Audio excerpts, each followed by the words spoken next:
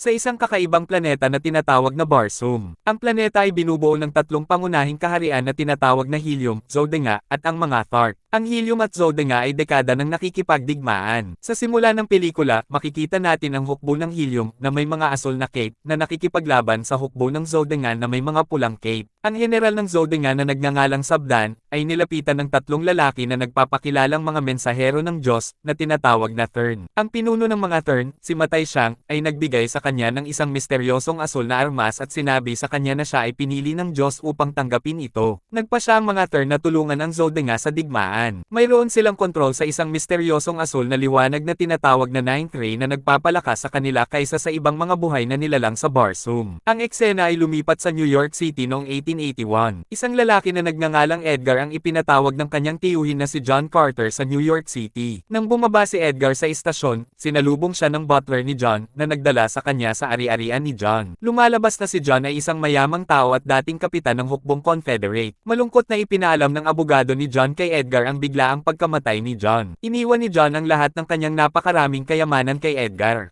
Pagkatapos ay dinala ng abogado ang nagulat na si Edgar sa mausoleo ni John, kung saan pinapanatili ang kanyang katawan. Ngunit nakapagtataka, ang pinto ng mausoleo ay bumubukas lamang mula sa loob. Nang maglaon, iniabot ng abogado kay Edgar ang isang personal na tala-arawan ni John, na nais ni John na si Edgar lamang ang makabasa. Nang umalis ang abogado, sinimulan niya itong basahin. Nagsisimula ito sa pagbanggit na si Edgar lamang ang naniwala sa mga ligaw na kwento ni John noong bata pa siya, kaya tama lamang na sabihin ang kwentong ito kay Edgar. Ang kwento ay nagsisimula sa Arizona pagkatapos ng Civil War. Si John Carter ay isang dating kapitan sa Confederate Army, na kasalukuyang naghahanap ng ginto sa mga kuweba. Si Powell ay isang Union colonel na gustong tulungan ni John ang kanyang mga sundalong US Cavalry laban sa mga Apache. Kaya, dinukot niya ito at sinubukang kunin bilang isang sundalo. Gayunpaman, hindi na gustong lumaban ni John bilang isang sundalo. Matapos ang ilang bigong pagtatangka sa pagtakas, nagawa niyang makatakas sa pamamagitan ng pagpapataob sa isang bantay at pagnakaw sa kabayo ng colonel. Hinabol siya ng colonel at ng kanyang mga tauhan. Hindi kalayuan, nakatagpo sila ng isang pangkat ng mga mandirigmang Apache na nakakabayo. Ang colonel at ang mga tauhan ay nakipagbarilan sa mga tao. Sinubukan ni John na tumakas sa gitna ng kaguluhan, ngunit ang colonel ay nasugatan sa labanan. Tinulungan niya ang colonel dahil sa awa at dinala ito malapit sa isang kuweba. Ang kuweba ay bago kay John dahil hindi pa siya nakapunta rito upang maghanap ng ginto. Pumasok siya sa loob, nagsindi ng posporo, at labis na nagulat nang makita ang maraming ginto na nakabaon sa kisame ng kuweba. Gayunpaman, eksaktong oras na iyon, isang lalaki sa likuran niya ang lumitaw mula sa kung saan. Ang lalaki ay isa sa mga Thurn na nakita natin sa simula ng pelikula. Binalaan ng colonel si John, na nakipaglaban sa kakaibang lalaki. Binaril niya ang lalaki, dahilan upang bumagsak ito sa lupa. Nang lumapit si John sa kanya, narinig niyang sinabi ng lalaki ang Barsoom habang nakatingin sa isang kakaibang medal sa kanyang mga kamay. Kinuha ni John ang medal at inulit ang salitang Barsoom. Bigla, isang maliwanag na asul ang kumislap mula sa locket. Nang imulat muli ni John ang kanyang mga mata, nasa isang kakaibang disyerto na siya. Tumayo siya at sinubukang lumakad, ngunit natutumba sa bawat hakbang. Tila ba kaya niyang lumutang sa himpapawid. Sa kalituhan, nagsanay siyang lumakad sa bagong kapaligiran. Habang naglalakad siya, narating niya ang isang burol sa malapit kung saan nakakita siya ng ilang mga itlog na napipisa. Nang oras na iyon, isang malaking grupo ng mga nilalang na may 4 na kamay ang lumitaw na nakasakay sa dambuhalang mga hayop. Inatake siya ng pinuno, dahilan upang makagawa si John ng isang napakataas na talon. Ang iba ay nagsimulang bumaril kay John, ngunit tumigil nang utusan sila ng kanilang pinuno. Nagsalita ang nilalang sa ibang wika at ipinakilala ang kanyang sarili bilang Tastarcast. Ipinakilala ni John ang kanyang sarili bilang John Carter mula sa Virginia, ngunit ang pagkakaintindi ng mga nilalang ay Virginia ang kanyang pangalan. Hiniling ni Tarkas kay John na tumalon gaya ng ginawa niya kanina, ngunit tumanggi siya at inatake ito. Sinugitan ng mga nilalang si John at ginawang bihag. Habang nag-uusap sila, nalaman natin na ang kanilang uri ay tinatawag na Tharks. Sa ibang dako sa parehong planeta, ang prinsesa ng lungsod ng Helium, si Deja, ay nagsasanay sa pagpapakita ng isang armas na kanyang idinisenyo sa kanyang ama, ang hari ng Helium. Ang Helium ay nakikipagdigma sa isa pang lungsod na tinatawag na Zodiac at malapit ng matalo dahil sa panig ng mga Thurn sa Zodiac. Natuklasan ni Deja ang sikreto ng Ninth Ray na ginagamit ng Zodiac sa pakikipaglaban. Gayunpaman, nang ipakita niya ang kanyang armas sa hari, isang lalaki ang lihim na nagdulot ng malfunction na naging sanhi ng pagsabog nito. Ang hari ng Zodiac, si Sabdan, ay gustong pakasalan si Deja upang matapos ang digmaan, ngunit labis siyang tutol dito. Kung pakakasalan siya ni Sabdan, siya ang magiging prinsipe ng Helium at magkakaroon ng kapangyarihang pamunuan ang buong Barsoom. Samantala, dinala ng mga Thark si Jon sa kanilang lungsod at isinama siya sa mga bagong silang na sanggol. Sa gabi, isang babaeng Thark na nagngangalang Sola ang nagpakain kay Jon ng isang likido, na pagkatapos ay naintindihan na niya ang wika ng mga Thark. Kinabukasan, inutusan ng mga Thark si Jon na tumalon ng mataas sa harap ng lahat. Napansin ni Jon na ang medal ay na kay Tarkas at kung wala ito, hindi siya makakabalik. Noong oras na iyon, dalawang battleship ang lumitaw sa langit. Ang Helium at ang Zode nga ay naglalaban sa isa't isa. Ang digmaan ay libangan para sa mga Thark na tumataya kung sino ang mananalo. Nakita natin si Princess Deja na nakikipaglaban sa mga ship. Sinubukan niyang kontrolin ang ship ngunit nahulog siya mula rito sa proseso. Si Jon, gamit ang kanyang bagong tuklas na kapangyarihan sa pagtalon, ay iniligtas ang prinsesa. Ang mga Thark ay nagsimulang mag-cheer para kay Jon na nakikipaglaban na ngayon sa mga sundalo ng Zode nga kasama si Deja. Nagawa ni Jon na baguhin ang daloy ng labanan, dahilan upang manalo ang Helium, ngunit ang kanilang ship ay bumagsak din. Sina Deja at Jon ay kasama ng mga Thark. Hangang-hanga si Tarkas sa mga kakayahan ni Jon at ginawa siyang kanang kamay. Nag-aalangan si Jon sa ideya, ngunit hindi tumutol. Sa gabi, nag-usap sina Deja at Jon, at ipinahayag ni Deja kay Jon na sila ay nasa Mars, na tinatawag na Barsoom sa kanilang wika. Nagulat si Jon at hindi naniwala sa kanya. Sinabi niya rito na siya ay mula sa mundo. Nahirapan din si Deja na maniwala rito.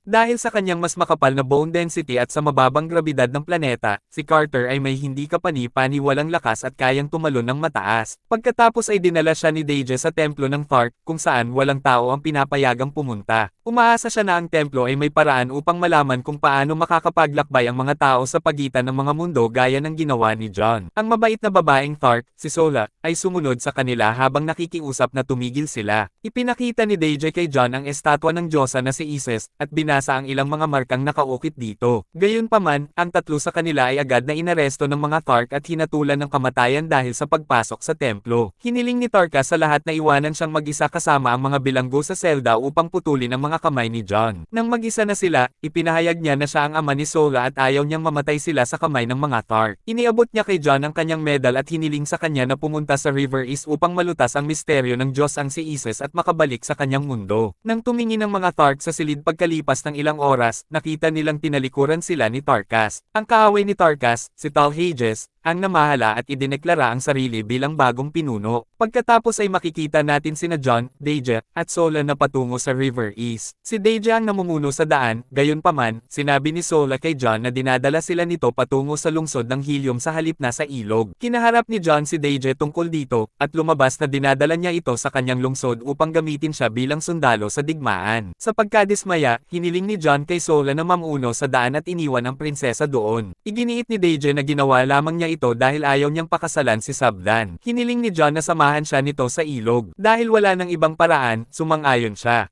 Ang tatlo ay naglayag sa River East at narating ang isang dambuhalang baligtad na piramid. Umakyat sina Jon at Deja sa tuktok nito at nakakita ng isang kakaibang asul na enerhiya na nabubuo sa lupa. Napagtanto ni Deja na ito ang kapangyarihan ng Ninth Ray na ginamit niya sa kanyang armas. Napagtanto rin nila na ang paglitaw ni Carter sa Mars ay malamang na dahil sa pagpapadala ng isang kopya ng kanyang sarili mula sa Earth patungong Mars sa tulong ng Ninth Ray. Noong oras na iyon, isang hukbo ng mga Warhon ang lumapit na pinamumunuan ni Matay Shank, ang pinuno ng mga Buong tapang na sinabihan ni Jon sina Deja at Sola na tumakas at siya na ang nakipaglaban sa hukbo ng mga Warhon. Ipinadala ng hari ng Helium ang kanyang hukbo upang saklolohan si Jon na tumalo sa mga Warhon at nagligtas sa kanya. Dinala nila ang sugatang si Jon sa Helium. Narating ni Deja ang kanyang tahanan at nakatagpo ang kanyang ama.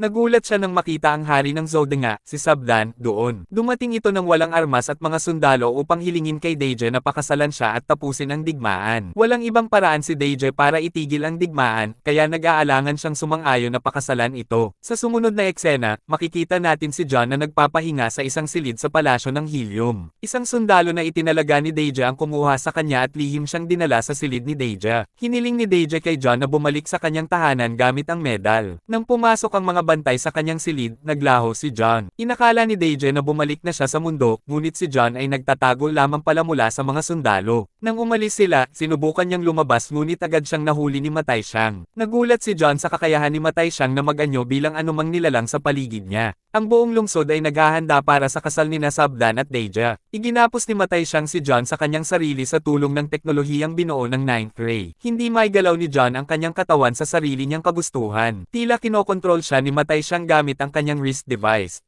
Pagkatapos ay ipinahayag ni Matay Siyang sa kanya na nagpaplano si Sabdan na patayin si Deja at sakupin ang helium pagkatapos ng kasal. Ang Thern ay pumanig sa kanya sa digmaan dahil si Sabdan ang pinakamadaling manipulahin. Ngunit ang tunay na layunin ni Matay Siyang ay pamunuan ang buong Barsoom sa pamamagitan ni Sabdan. Papatayin na sana ni Matay Siyang si John, ng isang dayuhang aso na kinaibigan ni John kanina ang sumaklolo sa kanya. Kinagat nito ang wrist device ni Matay Siyang dahilan upang makalaya si John. Nagmadali siya sa isang lumilipad na craft at lumipad palayo upang pigilan si Deja sa pagpapakasal kay Sabdan. Gayunpaman, hindi alam ni John kung paano kontrolin ang sasakyang panghimpapawid at bumagsak sa teritoryo ng mga Thark. Binihag nila siya kasama ang kawawang si Tarkas. Si Tal Hages, na pinuno na ng mga Thark, ay isinama sina John at Tarkas sa mga dambuhalang hayop na tinatawag na White Apes. Kahit papaano ay nagawa ni John na mahuli ang mga unggoy sa harap ng buong populasyon ng Thark. Pagkatapos ay hinamon niya si Tal Hages na labanan siya at tinalo ito sa isang iglap. Nag-cheer ang lahat para kay John na siya na ngayong bagong pinuno ng mga Thark. Pagkatapos ay hinikayat niya silang tulungan siyang labanan ng Zodanga.